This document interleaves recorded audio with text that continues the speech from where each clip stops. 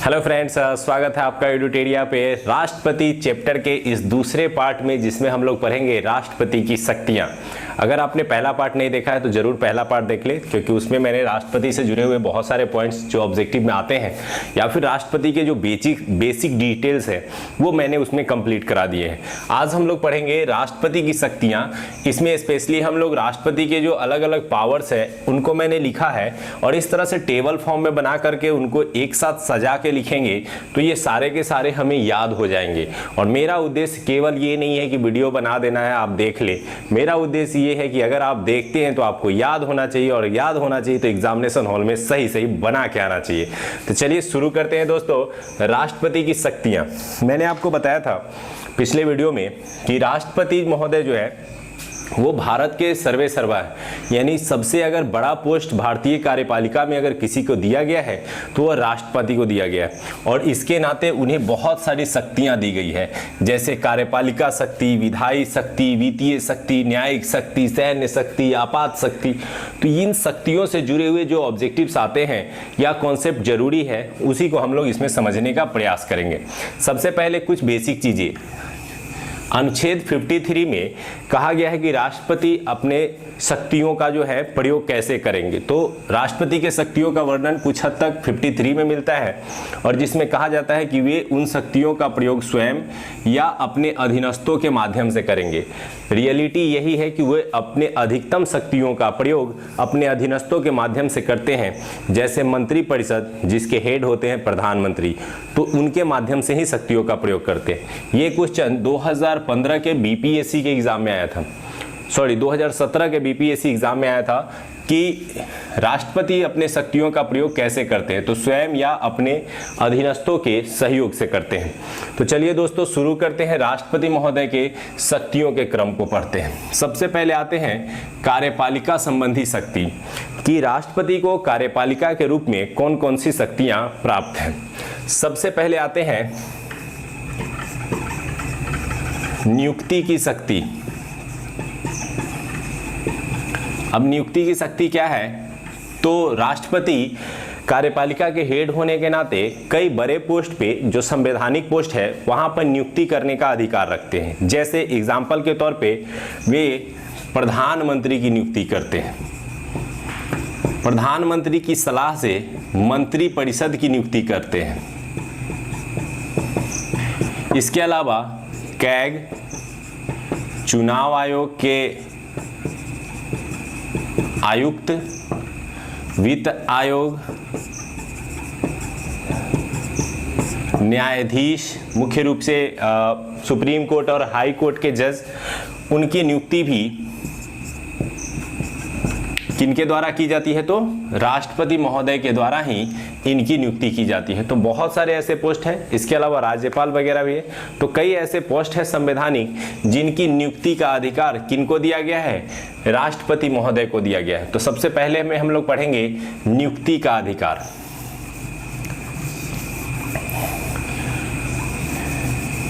कार्यपालिका शक्ति के अंतर्गत दूसरा पढ़ेंगे हम लोग अंतरराज्यीय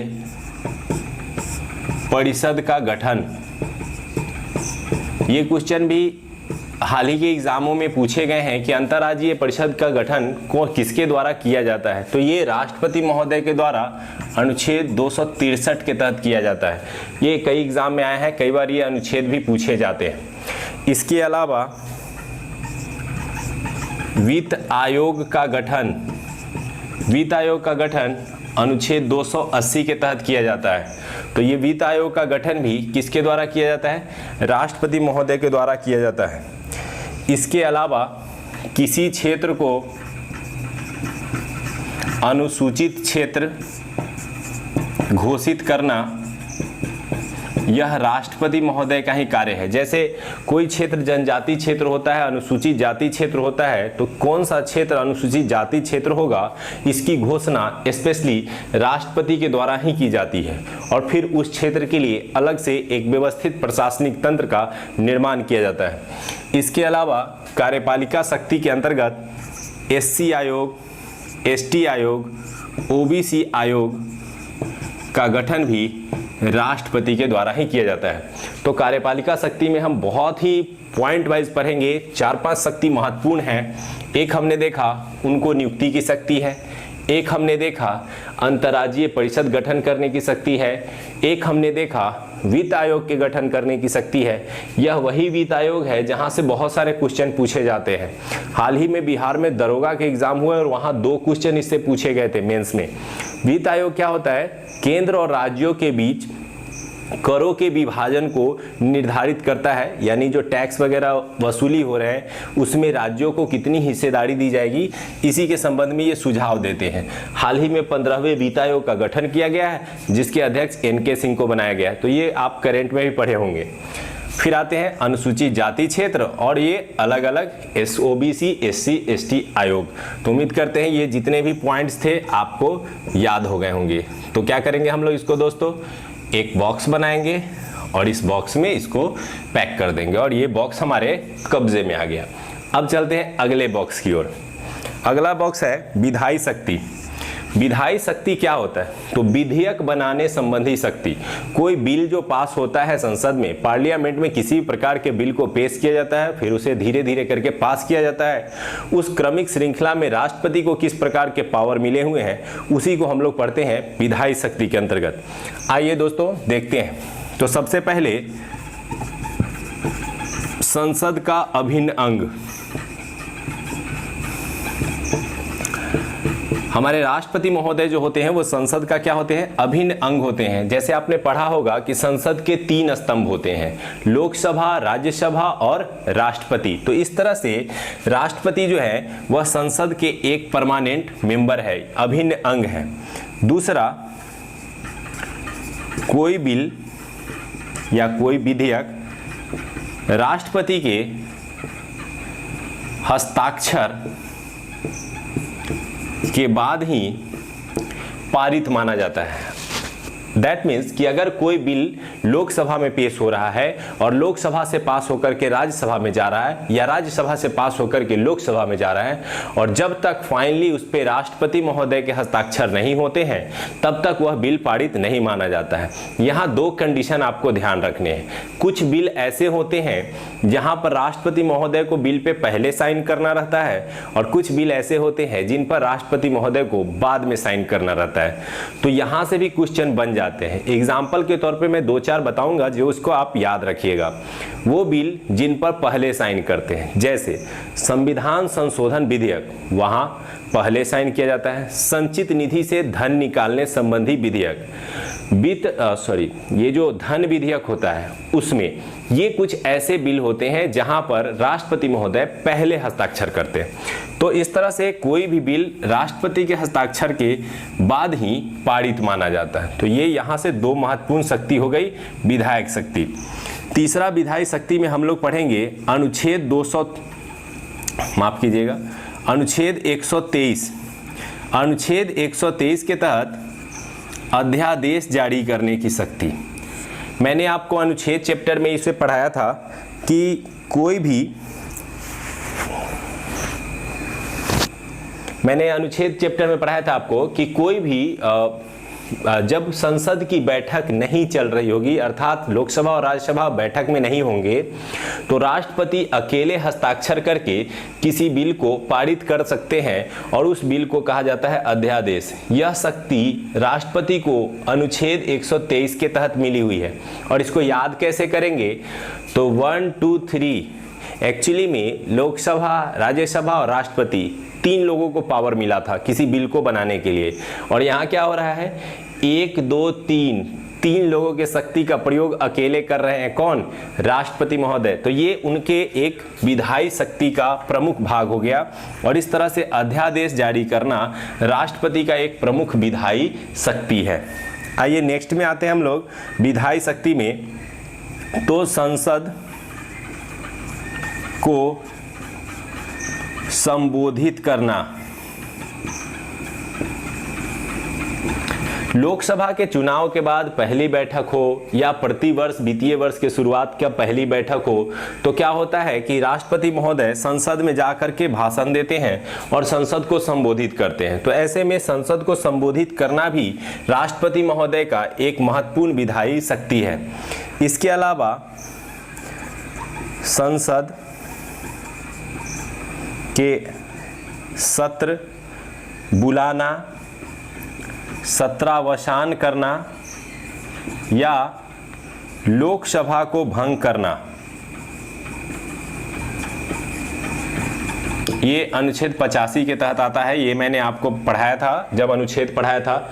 अगर आप लोगों ने नहीं देखा है अनुच्छेद वीडियो तो दोस्तों यकीन मानिए आप दोनों अनुच्छेद के वीडियो आप जरूर देखें, क्योंकि आप जैसे जैसे हम लोग आगे बढ़ेंगे ना, ये छोटे छोटे चीज़ें जो हम लोगों ने पहले पढ़ी हैं वो काफ़ी सपोर्ट करेंगी आपको। और जो दोस्त देख चुके हैं उन्हें पता ही होगा कि उसे याद करना कितना आसानी से हमने उसमें सीखा था कि कैसे याद रखा जा सकता है। तो क्या होता है कि संसद का सत्र यानी बैठक जो होती है, तो बैठक बुलाना हो, बैठक को कुछ समय के लिए रोकना हो या पूरी तरह से लोकसभा को भंग कर देना हो, ये तीनों के तीनों शक्ति किसके पास है? यह राष्ट्रपति के पास है, जो कि किसके अंतर्गत आते हैं? विधायी शक्ति के अंतर्गत आते हैं। तो इस प्रकार से ये प्रमुख विधायी शक्ति थे जिन्हें हम एक बॉक्स में सजाकर देख सकते हैं। ठीक है, तो ये प्रमुख विधायी शक्ति हैं जो किसके पास है? राष्ट्रपति के पास है। अब आते हैं हम लोग वित्तीय शक्ति के पास। तो वित्तीय शक्ति क्या होते हैं? तो पैसे से जुड़े हुए जो पावर राष्ट्रपति महोदय को प्राप्त है उन पावर्स को क्या कहेंगे? वित्तीय शक्ति कहेंगे। इसमें बस 2-3 पॉइंट ही आपको याद रखना है, जैसे धन विधेयक पर राष्ट्रपति की सहमति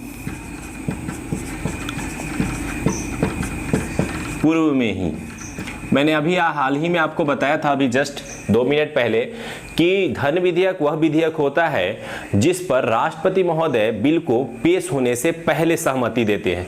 तो धन विधेयक राष्ट्रपति महोदय ही अपने सहमति के बाद लोकसभा में पेश करवाते हैं। यहाँ से 2-3 क्वेश्चन बनते हैं कि धन विधेयक सदैव लोकसभा में ही पेश होते हैं, राज्यसभा को मात्र 14 दिन का समय मिलता है और धन विधेयक, कोई विधेयक धन विधेयक है, इसकी घोषणा लोकसभा अध्यक्ष करते हैं। तो ऐसे बिल पर क्या होता है? राष्ट्रपति महोदय पहले ही साइन करते हैं। इसके अलावा वित्तीय शक्ति में एक है आकस्मिक निधि। मैंने ये दोनों चीज़ें अनुच्छेद में बताई थी। आकस्मिक निधि जिस पर पूरी तरह से राष्ट्रपति महोदय का अर्थात कार्यपालिका का नियंत्रण होता है।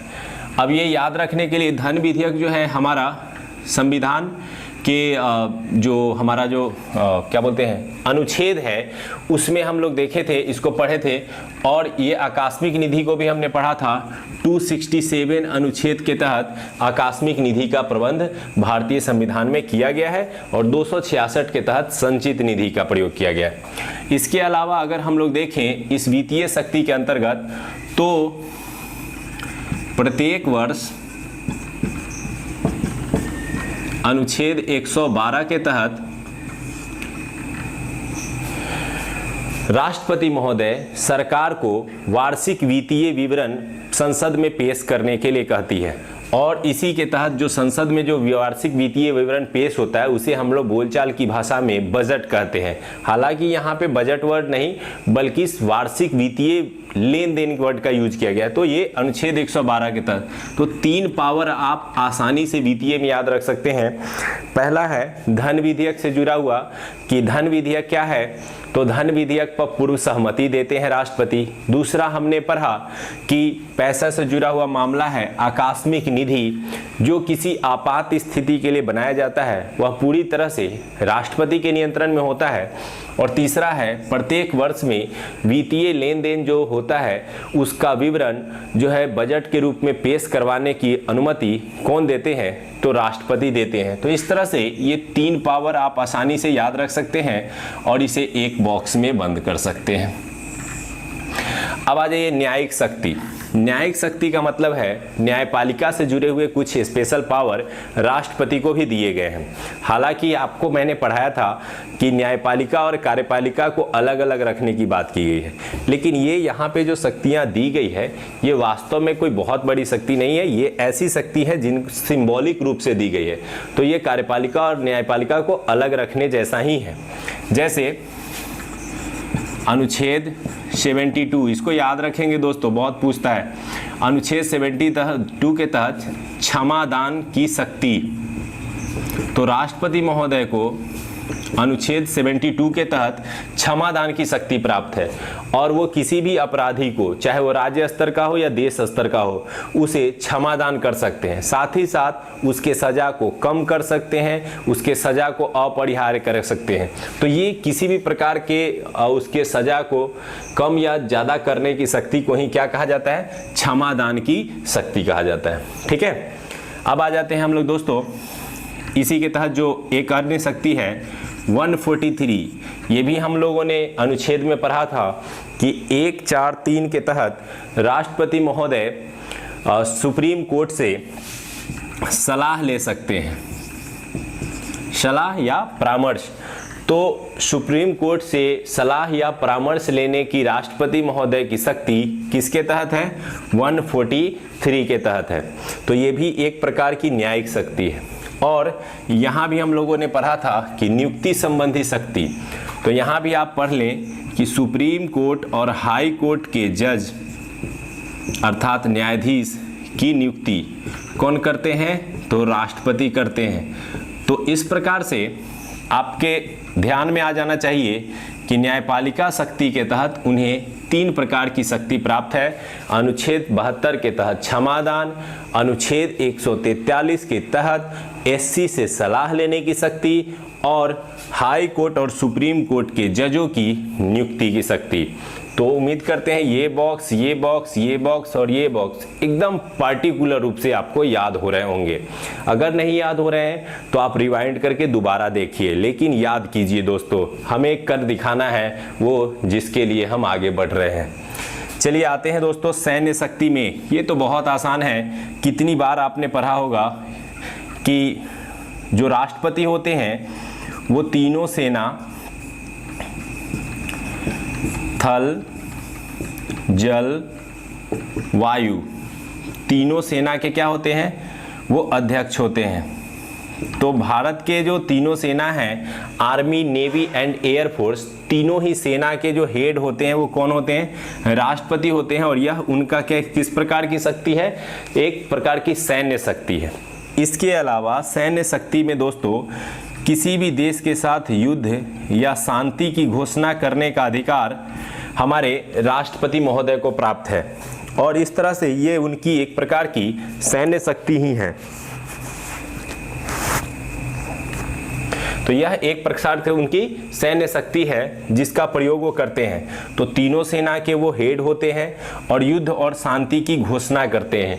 इस तरह से ये प्रमुख 2 शक्ति सैन्य शक्ति के रूप में उन्हें प्राप्त है, जिसे आप आसानी से याद रख सकते हैं। ये क्वेश्चन तो बहुत सारे एग्जाम में पूछा गया है कि तीनों सेना के हेड कौन होते हैं? तो राष्ट्रपति होते हैं। अब आ जाते हैं दोस्तों आपात शक्ति की ओर।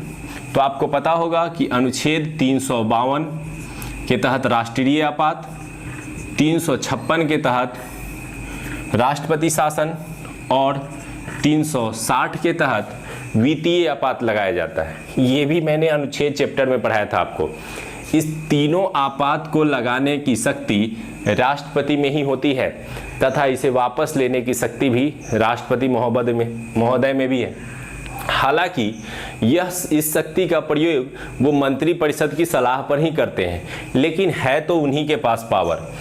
352 जो राष्ट्रीय आपात होता है वो बेसिकली किसी युद्ध, बाह्य आक्रमण या सशस्त्र विद्रोह के क्रम में लगाया जाता है और इस आपात क्रम में अभी तक भारत में 1962 चीन के साथ, 1971 पाकिस्तान के साथ बांग्लादेश के निर्माण के क्रम में और 1975 हमारे यहाँ जो एक आंदोलन चलाया गया था जेपी बाबू के नेतृत्व में, उसके सर्वोदय आंदोलन, उस क्रम में ये 3 बार हमारे यहाँ राष्ट्रीय आपात लगाए गए हैं। और राष्ट्रपति शासन जो होता है वो राज्यों में लगाए जाते हैं जब राज्यों में संवैधानिक तंत्र विफल हो जाते हैं। तो ये तो आप निरंतर देखते ही रहते हैं कि अलग अलग राज्यों में लगते रहते हैं। हाल ही में जम्मू कश्मीर में लगा है जिसे राज्यपाल शासन के नाम से जाना जाता है। 360 होता है वित्तीय आपात। जब किसी क्षेत्र विशेष की फिनेंशियल कंडीशन बहुत खराब हो जाती है तो वहां पे कौन सा शासन लगाया जाता है? 360 के तहत वित्तीय आपात लगाया जाता है। हालांकि यह एक सुखद स्थिति है कि भारत में अभी तक किसी राज्य या किसी क्षेत्र या देश में वित्तीय आपात नहीं लगाया गया है। तो ये तीनों ही प्रकार के आपातकाल लगाने की शक्ति राष्ट्रपति में है और आसानी से ये बॉक्स हम याद रख सकते हैं। चलिए आ जाइए वीटो शक्ति। यह राष्ट्रपति महोदय के पास एक स्पेशल पावर है। अनुच्छेद 111 के तहत, अनुच्छेद 111 के तहत राष्ट्रपति महोदय को एक विशेष पावर प्राप्त है जिसे हम लोग वीटो शक्ति कहते हैं। इसे पॉकेट वीटो भी कहा जाता है। इसके तहत क्या होता है दोस्तों कि कोई बिल यदि राष्ट्रपति के पास पहुंचता है तो उनके पास 3 ऑप्शन रहते हैं। या तो उस पर वो साइन कर देते हैं, या तो उस पर जो है वो साइन न करके पुनर्विचार के लिए लौटा देते हैं, या वो पॉकेट वीटो का प्रयोग कर अपने पास सुरक्षित रख लेते हैं। अब ये कितने दिनों तक सुरक्षित रखेंगे इसकी कोई सीमा नहीं है। इस प्रकार वो किसी बिल पर पॉकेट वीटो लगाकर उसे अपने पास रख लेते हैं और बिल लंबे समय तक बैठा का बैठा रह जाता है, अर्थात पारित नहीं हो पाता है। तो ये ही शक्ति वीटो शक्ति के नाम से जानी जाती है जो हमारे राष्ट्रपति महोदय को पॉकेट वीटो के रूप में प्राप्त है। ठीक है, यानी अपने पास सुरक्षित रख लेना। अब लास्ट आते हैं दोस्तों स्वविवेक की शक्ति। स्वविवेक की शक्ति क्या होती है? तो स्वविवेक की शक्ति ये होती है कि कुछ ऐसे कंडीशन भारतीय संविधान में बनाए गए कि यदि उस समय राष्ट्रपति की सहायता करने वाला कोई नहीं हो तो राष्ट्रपति स्वयं ही यह निर्णय ले कि इस कंडीशन में क्या किया जाए, और इसी शक्ति को कहा जाता है स्वविवेक की शक्ति। जैसे एग्जाम्पल के तौर पे यदि लोकसभा का चुनाव हुआ और किसी भी दल को पूर्ण बहुमत नहीं मिला या फिर किसी भी गठबंधन को पूर्ण बहुमत नहीं मिला, तो वैसे कंडीशन में किसे राष्ट्रपति चुना जाए, किसे प्रधानमंत्री चुना जाए, यह राष्ट्रपति महोदय को ही तय करना होता है। और वह उस दल को या उस व्यक्ति को प्रधानमंत्री चुनते हैं जिसमें उनको लगता है कि यह अधिक से अधिक क्षमता है अपने सीटों को यानी बहुमत को प्राप्त करने की। तो इस प्रकार से यहाँ पर वे स्वविवेक का प्रयोग करते हैं। इसके अलावा कई बार किसी दल के बहुमत समाप्त हो जाने पर, यदि संसद में लोकसभा में बहुमत समाप्त होने पर उसका विघटन हो जाता है तो उस कंडीशन में भी राष्ट्रपति कुछ स्वविवेक शक्तियों का प्रयोग कर सकते हैं। तो ये स्वविवेक की शक्ति या अन्य शक्ति के रूप में जाने जाते हैं। यही कुछ ऐसे शक्तियां हैं जो दर्शाते हैं कि वास्तव में राष्ट्रपति केवल सलाह पर नहीं काम करते हैं बल्कि उन्हें अपने आप में भी कुछ पावर दिए गए। जब आप मेंस में जाइएगा एग्जाम देने तो वहां क्या क्वेश्चन पूछे जाते हैं? पूछे जाएंगे कि क्या राष्ट्रपति एकमात्र सिंबॉलिक हेड है, अर्थात रबर स्टाम्प के रूप में ही काम करते हैं? तो आपको इसका खंडन करना है, सारी बातें बता करके आपको कहना है कि नहीं, ऐसा नहीं है।